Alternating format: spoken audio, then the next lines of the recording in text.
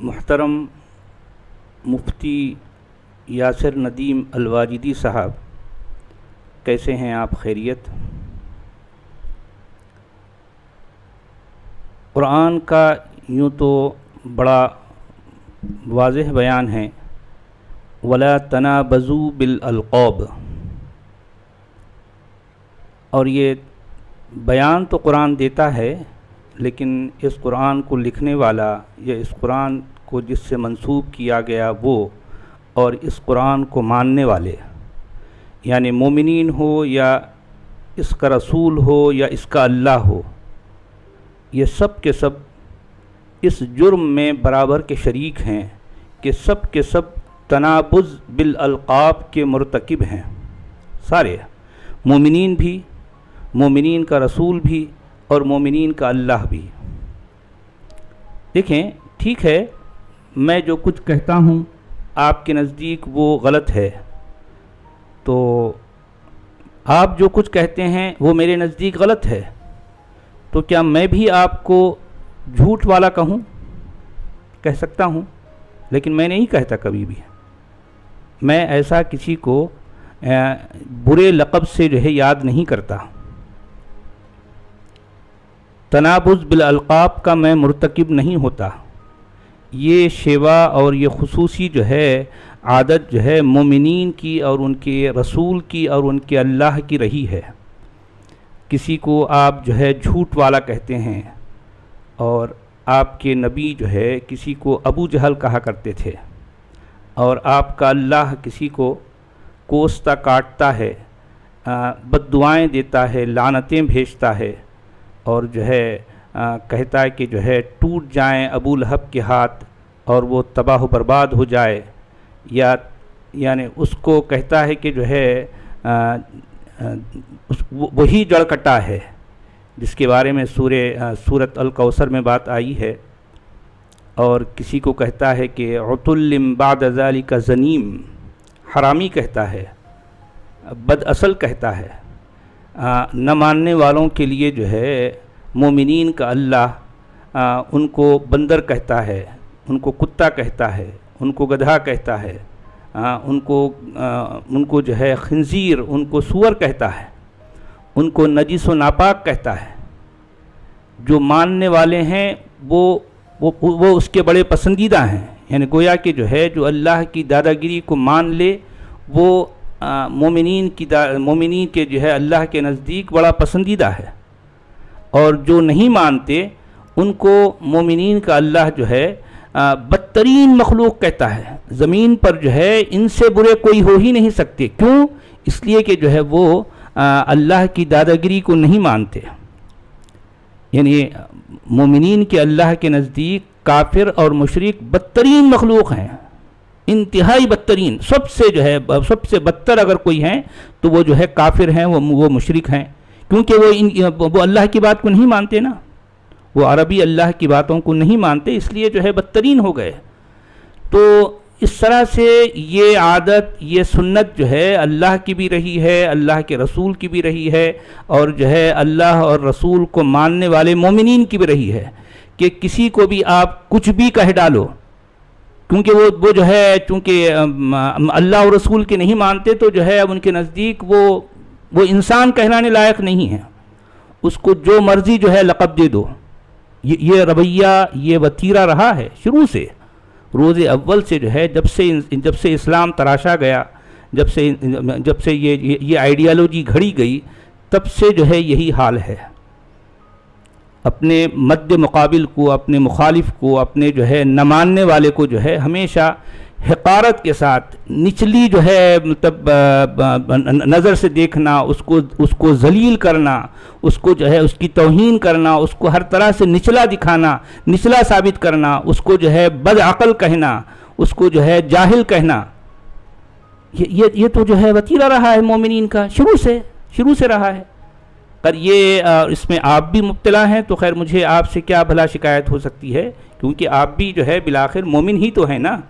سامنے والے کو آپ جو مرضی کہہ لیں، جھوٹ والا کہہ لیں، ٹھیک ہے، مرضی ہے، لیکن میں تو نہیں کہتا، کیونکہ میرے نزدیک آپ کی ساری باتیں جھوٹ ہیں، میرے نزدیک آپ کا اسلام جو ہے جھوٹ ہے، جھوٹ پر مبنی ہے، بے بنیاد ہے، بے اصل ہے، لیکن اس کے باوجود میں آپ کو اس طرح سے جھوٹ والا نہیں کہتا، یہ آپ کہتے ہیں کسی پر جو ہے، کسی کو یعنی تنابز بالالقاب کے مرتکب جو ہے آپ ہیں۔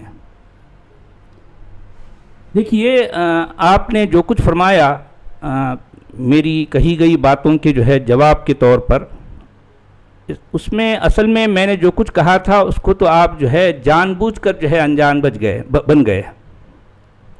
جن باتوں کو میں سنجیدگی سے آپ کے سامنے رکھا تھا کہ پورے قرآن میں اللہ بطور شخص ثالث ہے، غائب ہے، اللہ کی بات کر رہا ہوں، لیکن آپ نہ تو یہ ثابت کر سکے، نہ تو آپ یہ ثابت کر سکتے ہیں، نہ کوئی بڑے سے بڑا اسکالر یہ ثابت کر سکتا ہے کہ پورے قرآن میں کسی ایک آیت میں سوائے 3 آیتوں کے جس میں بظاہر ایسا لگتا ہے کہ اللہ جو ہے موسیٰ سے ہم کلام ہوا ہے، بظاہر ایسا لگتا ہے، تو ان 3 آیتوں کے علاوہ سورۃ طٰہٰ، سورۃ نمل اور سورۃ قصص کی ان 3 آیتوں کے علاوہ پورے کے پورے قرآن میں جہاں جہاں اللہ آیا ہے، کاتبین قرآن نے اللہ کو غائب، غیر موجود اور جو ہے شخص ثالث کے طور پر پیش کیا ہے پورے قرآن میں اللہ کی بات کر رہا ہوں، یہ بات واضح رہے۔ اللہ جو ہے غائب، شخص ثالث، 3rd پرسن کی شکل میں پورے قرآن میں جو ہے بتایا گیا ہے۔ نہ صرف اللہ بلکہ جسے محمد کہا گیا ہے وہ بھی غائب اور تیسرے شخص کی شکل میں، شخص ثالث کی شکل میں، 3rd پرسن کی شکل ہی میں پورے قرآن میں ہمیں نظر آتا ہے۔ اگر یہ میری بات غلط ہے تو بڑے سے بڑا اسکالر اس بات کو میری جو ہے رد کر کے دکھا دے۔ آپ تو کیا کریں گے، آپ تو جو ہے بہرحال آپ جو ہے تجاہل عارفانہ سے جو ہے کام لیتے ہیں۔ آپ کو پتہ ہے بھئی، یا تو آپ کو پتہ ہے کہ میں نے کیا کہا تھا، یا تو پھر آپ جو ہے میری بات سمجھ ہی نہیں پائے، میں کیا کہہ رہا ہوں سمجھ ہی نہیں پائے۔ تو اب جو ہے بات جو سمجھتا ہی نہیں ہے، سمجھ ہی نہیں سکتا، تو اب اس سے میں کیا کہوں اس بارے میں۔ یہ بات تو میری جو ہے ان علماء سے ہیں جو واقعی اس موضوع پر جو ہے مجھ سے بات کرنا چاہیں گے۔ اچھا، اس سے پہلے بھی جو ہے آپ نے جو کچھ کہا تھا آج سے تقریباً 2 مہینے پہلے، وہ میرا یہ کہنا تھا کہ پورے قرآن میں ظالم اور مجرم کے خلاف جہاد و قتال کا کہیں کسی ایک بھی آیت میں حکم نہیں ہے۔ پورے قرآن میں ظالم اور مجرم کے خلاف جہاد و قتال کے حکم سے پورے کا پورا قرآن خالی پڑا ہے، پورا قرآن خالی پڑا ہے۔ تو میری ان باتوں کو لے کر آپ نے جو جواب دیا، اس قدر پھسا، اس قدر جو ہے بودا سا جواب، آپ نے سورہ الحج کی جو ہے جو آیت اذن للذین یقاتلون بانہم ظلموا، یہ آیت پیش کر دی۔ پہلی بات تو یہ کہ اس میں حکم ہے ہی نہیں، اس میں جو ہے اذن، کیا یہ فعل امر ہے؟ اذن فعل امر ہے؟ سوچئے ذرا، میں تو حکم کی بات کر رہا ہوں، میں تو امر کی بات کر رہا ہوں، کیونکہ قرآن کافروں اور مشرکوں کے خلاف جہاد و قتال کا بار بار حکم دیتا ہے، امر کرتا ہے، لیکن مجرموں اور ظالموں کے خلاف جہاد و قتال کا کسی ایک بھی جگہ کوئی حکم نہیں پایا جاتا، کوئی امر نہیں پایا جاتا۔ میں نے تو یہ کہا تھا، آپ نے بجائے اس کے کہ میرے اس بات کے رد میں کوئی ایک آیت پیش کرتے، چونکہ مجھے پتا ہے کہ پورے قرآن میں ایسی کوئی ایک بھی آیت نہیں ہے، آپ نے جو کچھ اپنے معتقدین، اپنے ماننے والوں کا جو ہے ان کو خوش کرنے کے لیے جو آیت پیش کی، تو ذرا غور کیجئے کہ کیا اس میں میری اس بات کا رد ہے؟ بھلا رد ہے؟ میں تو حکم کی بات کر رہا ہوں۔ یوں تو یعنی ظالموں اور مجرموں کے خلاف جو ہے بار بار جہاد و قتال کا حکم ہونا چاہیے، لیکن قرآن جو ہے پوری طرح سے اس طرح کے حکم سے خالی پڑا ہے۔ ہر جگہ کافروں اور مشرکوں کے خلاف جو ہے جہاد و قتال کا حکم دیتا ہے قرآن، لیکن ظالموں اور مجرموں کی جو ہے پشت پناہی کرتا ہے، بالواسطہ طور پر پشت پناہی کرتا ہے۔ کیونکہ اس کو اصل جو بیر ہے، اصل جو ہے جو قرآن کے لکھنے والوں کے نزدیک جو اصل جو ہے جن سے دشمنی ہوتی ہے وہ ہے کافروں اور مشرکوں سے، ظالموں اور مجرموں سے جو ہے اس کی ان کی دشمنی نہیں ہے، کہیں بھی نہیں ہے. اسی وجہ سے وہ ظالموں اور مجرموں کے خلاف جہاد و قتال کا حکم نہیں دیتا. اس کا سارا جو ہے جھگڑا کافروں سے ہے، کیونکہ اس کی بات نہیں ماننے والوں سے ہے. جو اللہ کی دادا گیری کو نہیں مانتا، جو اللہ کی باتوں کو نہیں مانتا، جو اللہ کی آیتوں کا انکار کرتا ہے، اس کے خلاف جا بجا جو ہے یہ قتال و جہاد بھی ہے، اور جو ہے جا بجا جو ہے یہ عذاب و عقاب بھی ہے، اور جو ہے نفرت و کراہیت ہے، بغض و عناد ہے، بغض و عداوت ہے. یہ ساری کی ساری باتیں کن کے خلاف ہیں؟ کافروں کے خلاف. جو اللہ کی باتوں کو نہیں مانتا، جو اللہ کی دادا گیری کو تسلیم نہیں کرتا، اس کے خلاف ہمیشہ قرآن کے لکھنے والے ایک ہمیشہ انتہائی شدید جو ہے رویہ اختیار کیے ہوئے ہیں. پورے قرآن میں پورا قرآن اس سے جو ہے بھرا پڑا ہے. اور آپ نے یہ بھی فرمایا کہ جو ہے قرآن کتاب ہدایت ہے. آپ کو پتہ ہے کہ پورے قرآن میں صرف ایک جگہ بالواسطہ طور پر قرآن کو ہدی للناس کہا گیا، صرف ایک جگہ پر قرآن کو ہدی للناس کہا گیا. لیکن پورے قرآن میں قتل و قتال کے مشتقات کو 170 بار دہرایا گیا ہے. پورے قرآن میں قتل و قتال کے مشتقات کو 170 بار 170 ٹائم جو ہے دہرایا گیا ہے. تو اس کے باوجود پھر آپ یہ فرماتے ہیں کہ قرآن کتاب ہدایت ہے. ارے بھئی قرآن تو کتاب قتال ہے، قرآن تو کتاب جو ہے قتل و قتال ہے، قرآن تو جو ہے لڑائی کی کتاب ہے. قرآن کتاب ہدایت نہیں ہے، کیونکہ جن باتوں کو جتنی زیادہ بار دہرایا جائے، ظاہر بات ہے اس کتاب کا اصل موضوع وہی ہوگا نا. قرآن کا اصل موضوع قتل و قتال ہے، جنگ و جدال ہے، کافروں کے خلاف جو ہے لڑائی کرنا ہے. یہ ہے اس کا اصل موضوع، یہ ہے اصل میں یہ کتاب کا اصل نام. آپ اسے کتاب ہدایت کہتے ہیں، جو کہ پورے قرآن میں صرف ایک جگہ جو ہے بالواسطہ طور پر اس کا ذکر کیا گیا، جبکہ قتل و قتال کو اس کے مشتقات کو 170 بار جو ہے دہرایا گیا ہے. سوچئے ذرا. اس کے باوجود مومنین جو ہے بڑا زعم سے کہتے ہیں کہ جو ہے یہ کتاب امن ہے، کتاب جو ہے یہ امن و شانتی کی کتاب ہے. بھئی امن و شانتی کی کتاب کہلائی جاتی ہے، اور اس میں قتل و قتال کو 170 بار دہرایا جاتا ہے. سوچئے.